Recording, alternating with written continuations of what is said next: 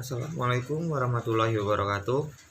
Saya Yoga Bagus Ardianto dari NIM 190401235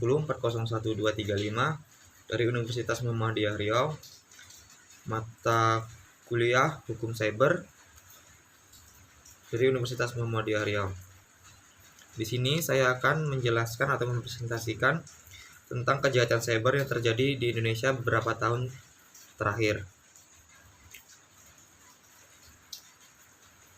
Baiklah, untuk yang pertama yaitu apa itu cybercrime.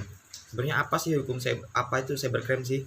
Cybercrime adalah tindakan ilegal dengan menggunakan pengetahuan teknologi komputer untuk melakukan tindakan kejahatan, pencurian perangkat keras dan perangkat lunak, manipulasi data, pengaksesan sistem komputer secara ilegal dengan telepon, dan merubah program. Pada dasarnya, cybercrime ini adalah sebuah kejahatan yang masuk ke dalam komputer milik orang lain tanpa izin atau tanpa hak dengan mengambil keuntungan, yaitu memanipulasi data, mau itu merubah, mengambil data ataupun menghilangkan data. Nah, itu adalah sebuah kejahatan cyber. Tujuan dari cybercrime yaitu tujuan pelaku melakukan kejahatan virtual ini untuk menyabotase atau mencuri informasi yang bersifat penting dan rahasia. Kendati demikian, jenis kejahatan cyber ini dilakukan oleh peretas untuk menguji kemampuannya dalam menembus sistem jaringan komputer dengan proteksi tinggi. Jadi maksudnya di sini tujuannya itu para pelaku itu mengambil keuntungan dengan mencuri informasi dari korban untuk kepentingan pribadinya, entah itu dia untuk melatih tentang skillnya untuk meretas situs-situs tertentu atau sebuah lembaga-lembaga tertentu. Itu adalah tujuan dari cybercrime. Nah, untuk karakteristiknya dari cybercrime adalah cybercrime memiliki karakteristik unik, yaitu yang pertama ruang lingkup kejahatan, dan yang kedua sifat kejahatan, yang ketiga modus pelaku kejahatan, yang keempat modus kejahatan, dan yang kelima jenis kerugian yang ditimbulkan akibat cybercrime. Oke, itu karakteristik dari cybercrime. Nah, untuk contoh kasus cybercrime yang di sininya adalah pencurian dan penggunaan akun internet milik orang lain. Latar belakangnya yaitu dunia perbankan dalam negeri juga digegerkan dengan ulah Stephen Haryanto yang membuat situs asli tapi palsu layanan perbankan lewat internet BCA. Padahal kita tahu sendiri kan, BCA itu adalah bank yang ternama atau terkenal, yaitu Bank Sentral Asia, dengan lewat situs-situs aspal. Jika nasabah salah mengetik situs asli dan masuk ke situs tersebut, identitas pengguna user ID dan nomor identifikasi personal atau PIN dapat ditangkap. Tercatat sebanyak 130 nasabah tercuri data-datanya. Namun menurut pengakuan Stephen pada situs Master Web Indonesia, tujuannya membuat situs pelesetan adalah agar publik memberi perhatian pada kesalahan pemastian alamat situs, bukan mengeruk keuntungan. Jadi pengakuan dari Stephen ini, dia itu tidak mengambil data-datanya, namun agar dari pihak BCA ini memberi perhatian pada kesalahan pengetikan alamat situs. Bukan pihak BCA ya, maksudnya pihak-pihak publik atau orang-orang seperti kita ini agar tidak sembarangan masuk situs gitu maksudnya dianya. Bukan mengambil keuntungan maksudnya dia. Oke, untuk yang selanjutnya itu dampak yang muncul terhadap masyarakat. Dampak yang muncul di sini yaitu masyarakat menjadi takut untuk melakukan transaksi atau tarik tunai di ATM karena mereka takut data mereka dapat dicuri oleh oknum tersebut. Lalu mereka menjadi kurang percaya kepada pihak BCA karena merasa dirugikan. Kehilangan uang menjadi ketakutan tersendiri terhadap masyarakat. Nah, masyarakat awam atau masyarakat seperti kita ini pasti sangat trauma lah, namanya kehilangan uang tuh jadi hal yang sangat buruk mungkin. Karena di masa sekarang ini mencari uang itu sulit sih, karena mencari pekerjaan aja sulit.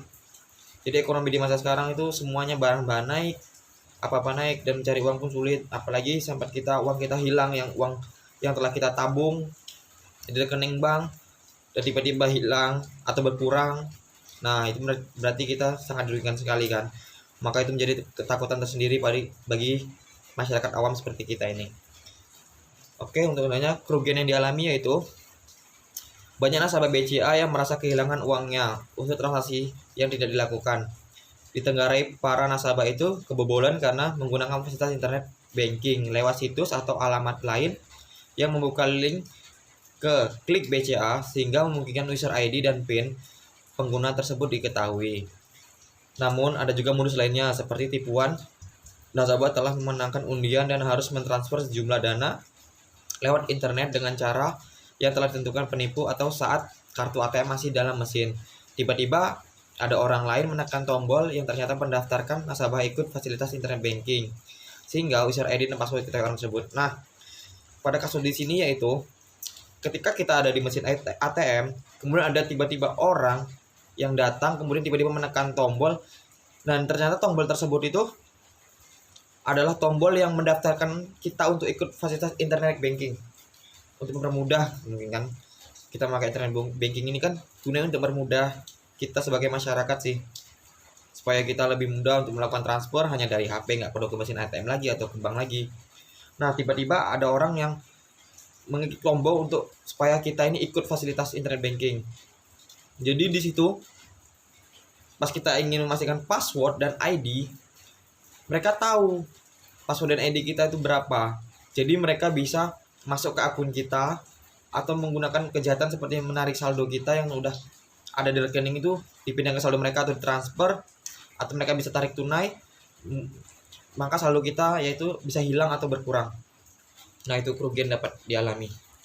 Nah, pasal dan hukuman pelaku ya di sini, oleh karena perbuatannya pelaku dikenakan UU IT pasal 32 ayat 1 yang berbunyi, setiap orang dengan sengaja tanpa hak atau melawan hukum dengan cara apapun mengubah, menambah, mengurangi, melakukan transmisi, merusak, menghilangkan, atau memindahkan, bahkan menyembunyikan suatu informasi elektronik atau dokumen elektronik milik orang lain atau milik publik dengan hukuman maksimal 6 tahun penjara dan denda 1 miliar.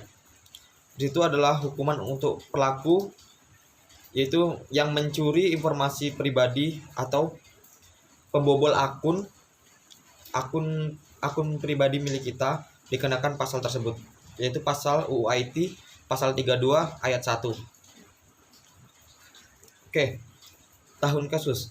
Praktik kejahatan cyber yang mendasari industri perbankan semakin beragam modusnya, seiring dengan pesatnya adopsi teknologi digital selama beberapa tahun terakhir.